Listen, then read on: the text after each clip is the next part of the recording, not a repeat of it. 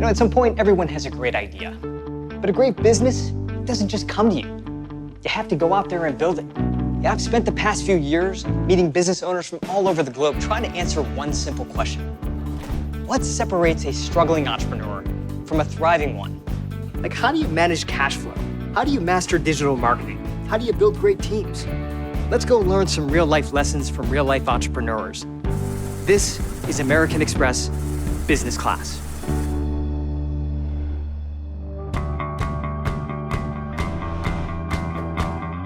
Rebecca Minkoff turned a few $1,000s in savings into a $100 million global fashion brand. And you can't do that without learning a few things about budgeting and cash flow.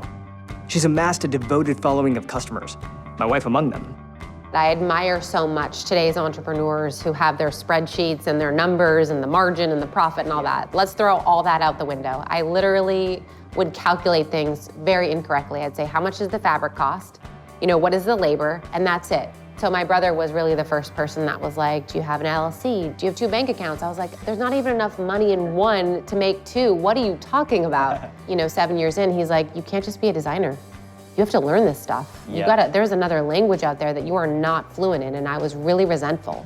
I was like, but I know my design world and I want to be back here. And he's like, that's not gonna cut it. So is it important for a young designer to go out and get outside financing? How would you think about that? So I always tell designers, if you can grow slower and profitably, which is totally possible, why do you need the money? I think that there are, you know, other forms of capital, whether it's factoring or PO financing or angel fundraising, you know, where friends and family, you know, I say go to those first. Your credit card, like my brother did on his Amex, and figure it out, and then sell a little bit less for a lot more money when you're ready and you're stable. So let's look at a real-life example of finances in action with Bird & Blend. Kristi Smith has developed a unique approach for dealing with her company's uneven cash flow. Britain's traditional tea market was ripe for reinvention. Bird & Blend delivers distinctive flavors like gingerbread chai and rhubarb and custard. Their eclectic blends have delighted customers across the UK and now all over the world. Started off, I blended like 21 teas to start with, took them to markets and events, did festivals every weekend, packed tea in my mum's back bedroom. She said, you can have 6 months before you need to get a real job. And then eventually, a couple of years in, we moved to Brighton, opened our first store.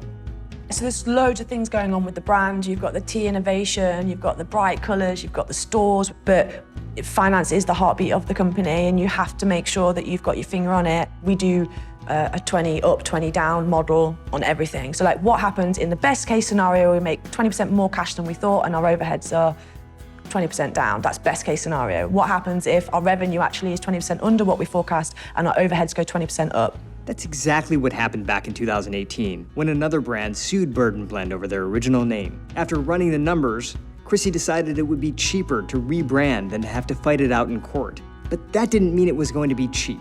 So rebranding actually does have a big implication, like financially and otherwise. You know, we had to change our URL on our website, lost loads of SEO traffic. The packaging had all been printed, so all of that packaging needed to be changed over. It's a big cost.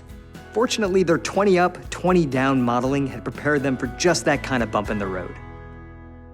When we stay on top of our budget and cash flow, we get to build strong, resilient businesses. And you could be like Bird & Blend and make your finances more than just your numbers. Or like Rebecca Minkoff, who has found a path to success by budgeting more precisely.